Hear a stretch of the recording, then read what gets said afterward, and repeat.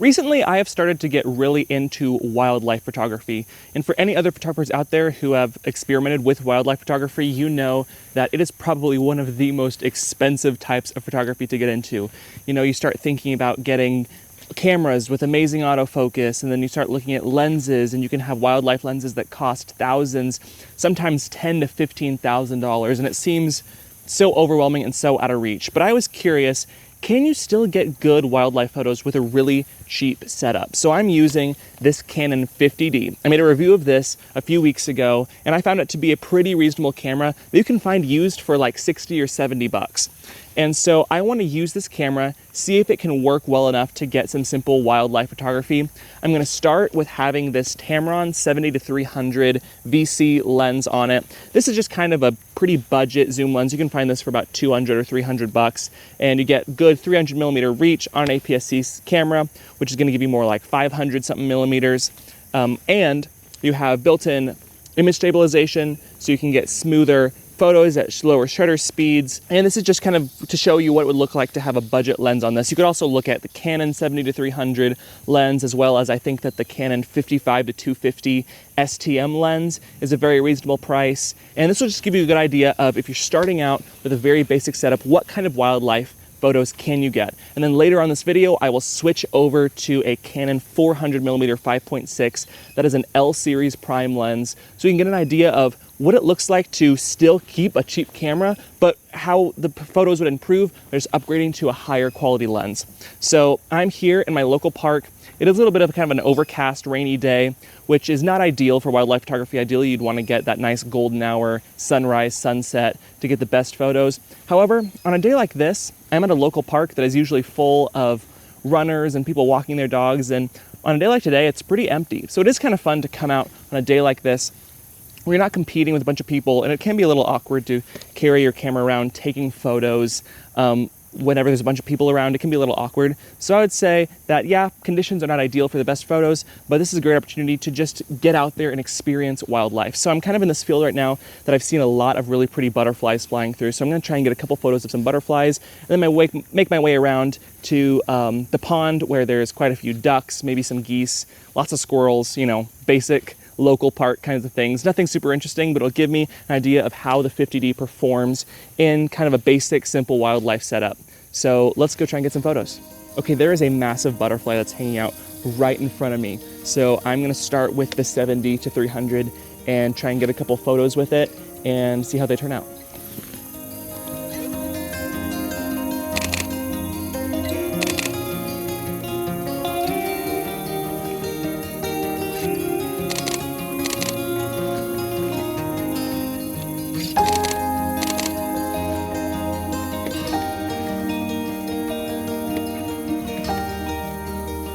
There are, I think, a couple reasons why it's really smart to start out with a lens like the 70 to 300 or maybe a 55 to 250.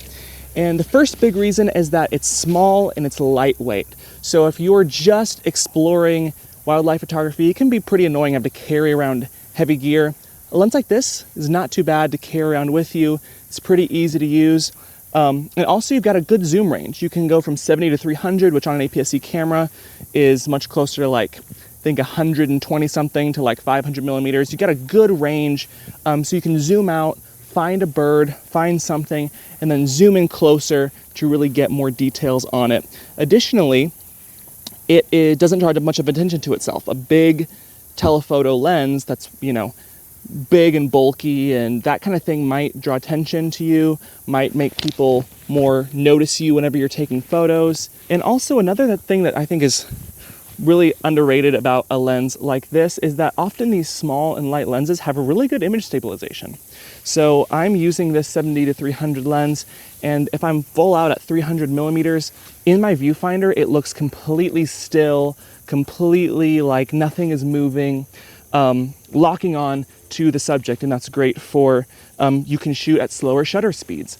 So with this 50D, it doesn't perform very well in low light, but I can use the image stabilization to shoot at a slower shutter speed, which allows me to get better photos, to get better image quality coming out of a camera like this. As we're gonna see later, when I jump over to the 400 millimeter lens, it's heavier, it's bigger, it is less convenient to carry around, it draws more attention to itself, and it's not stabilized, so it's going to be a lot shakier. I'm gonna have to use a faster shutter speed, and overall the experience I think is just gonna be a little bit less fun. The results are probably gonna come out better, but I think the overall experience is gonna be less fun than just carrying this around with you. It's so easy to go on a hike, to go to a park, and just carry around a small setup like this to get photos of everything you see. It's just really convenient, and it's a really easy lens to use. So these are a great starting point for anyone who is interested in starting in the world of wildlife photography. Okay, now that I've gotten the pictures of the butterflies, there's a bunch of ducks over here. Ducks are a great subject whenever you're just starting out exploring wildlife photography because they're pretty good sized, and they're pretty slow and move around. And also in a park like this, they're pretty used to humans and you can get pretty close. So I'm also going to test out the continuous focusing on this 50D. Up to this point, I've just been using one-shot focus, not testing out continuous focus, but we'll see if the continuous focus on this camera works very well.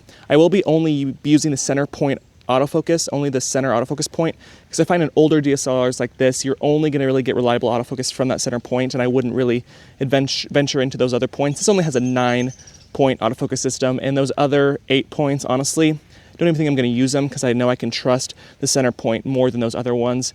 So that'd be my recommendation on an older DSLR like this. Center point autofocus, but let's see if it can track a subject whenever I go and take these pictures of these ducks. Let's test it out.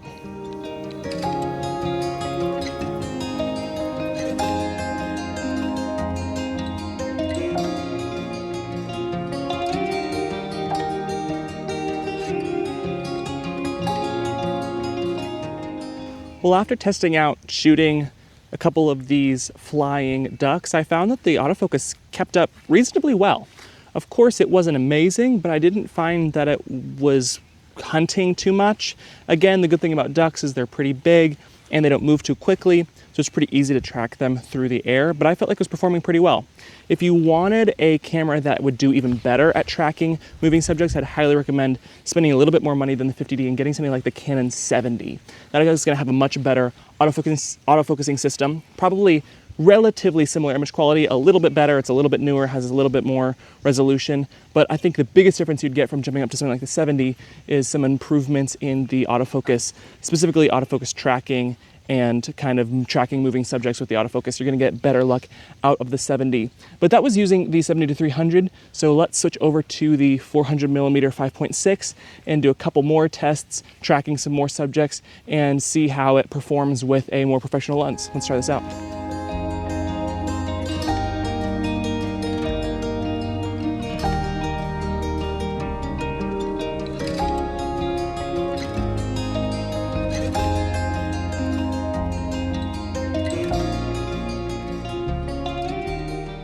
Now that we have shot some photos on both the 70-300 and the 400mm lens, let's quickly compare the two. So right here on the left, we have the Tamron 70-300. On the right, we have the Canon 400mm 5.6. I tried to match these up pretty closely, so let's see if we can see the difference. Let's zoom in to 100%. From this difference, I can definitely see there is a sharpness improvement in the 400mm image. There seems to be just a little bit of haziness coming from the 70-300. Let's zoom in to 200%. Look at the speckles and the details on the wings of this butterfly, and you can see that you're definitely getting a lot more detail, specifically fine detail, out of the 400mm 5.6.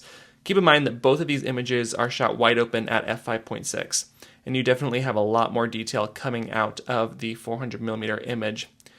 There also seems to be less color fringing, less chromatic aberration happening in contrasted areas like we can see on this contrasted part of the wing, and overall the image quality just looks significantly better coming out of the 400mm lens.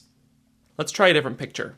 Okay, right here, this picture I got of this green heron on the left, taken with the 70-300, on the right, taken with the 400mm 5.6.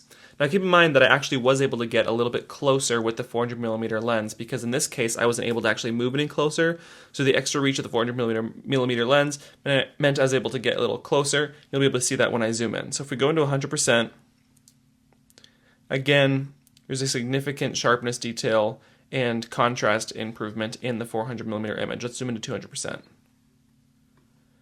Look at the eye of that heron, and you can just see how on the 400mm 5.6, it's just so much crisper, and this was a backlit image, and as you can see, there's so much decontrasting and fringing happening in the 70-300 that just doesn't seem to be nearly as much of an issue on the 400mm lens. And I think this really shows the point that I think that your lens is far more important than the camera, because you're seeing significantly better image quality coming out of the 400mm lens. Let me show you another example. This photo of this monarch butterfly that I took with the 400mm 5.6. Beautiful image. If you zoom in, look at the wings of this butterfly. You can just see all the details in the wing, all the little imperfections, all the little scrapes and scratches. It's just such a sharp lens. And I think that this is just such a sign of how wonderfully sharp this lens is. And keep in mind, this is also a picture taken at f5.6, so this is wide open. And even though the 50D is an old camera with only 15 megapixels, putting a sharp lens on it still allows you to get super precise detail on wildlife. And I think that that's why people take wildlife lenses so seriously in wildlife photography, because it really does make the difference in sharpness. I want to show you another example of a photo that was taken with the 400mm 5.6 and the 50D whenever we had some better lighting. Let me show you that. This is a picture I took of a duck with the 50D and the 400mm 5.6, but this time it was at sunrise where we had direct lighting on the bird's face, and if you zoom in at 200%, look how much detail there is in that eye. 15 megapixels might not sound like very much detail, but I think if you put a sharp lens like this 400mm lens on it, you can still pull out so much fine detail out of a camera like this if you're able to get close to your subject and you have a sharp lens like this 400mm lens. So what are my final thoughts on the Canon 50D? It actually performed quite a bit better than I was originally expecting. I thought it was really going to struggle in a wildlife environment, and I thought the autofocus was pretty snappy and pretty accurate, and actually can, in a pinch, follow a moving subject. Something like a duck that is not too intensive, it was able to track. I thought it was going to completely fail on a tracking test, and it actually did not do too bad. So for a budget, I think it's a great option. Now, I would say that if you have a little bit more money, it's probably worth it to step up to something like the Canon 50D. That'll give you a better autofocusing system, faster FPS, you can shoot at 8 frames per second in photos, whereas this can only shoot at 6.3. And 6.3 is not bad, especially considering how old this camera is, but definitely starting to get dated a little bit. It's not as fast as some other cameras like the 7D. Also, you lose things like you don't have full weather sealing on this camera like you do on the 7D, and the image quality is going to be a little bit worse. And I have noticed that this camera does struggle in low light. I don't really feel comfortable shooting photos really over about probably 2000 ISO, whereas on a lot of other more modern cameras, you can shoot more comfortably up to like 6400 or 10,000 ISO. So you're definitely limited in low light capabilities. And I think the biggest takeaway we can take from this experience has been that while the camera is important, I think what's far more important is the lens. I noticed a significant advantage in the image quality when I switched to the professional lens. Now, yes, as I mentioned earlier, it's less convenient. It's heavier, it's less fun to carry around, it doesn't have the zoom capabilities, it doesn't have image stabilization. But this lens you can get for like $600 or $700, and for a wildlife prime is a really reasonable price, and it's really sharp, has good autofocus, and I think that getting something like this, getting a more professional lens, is going to make a far bigger difference in your wildlife photography than your camera will. So I think that if all you can afford is something like a 50D, but you can splurge and get a lens, then that's a better starting place, I think, in my opinion, than a better camera like a 7D with a worse lens. This, of course, is my opinion, and if you're more focused on just having fun with wildlife and don't care about the perfect image quality, then you might want a smaller, easier lens than something like this 400mm 5.6. Let me know in the comments below if you want me to put out a full review of this lens. Thank you guys so much for watching this video. If you have any questions about my experience shooting wildlife on the 50D, please let me know in the comments below. Also, like, subscribe. I'll see you guys in the next video. See ya.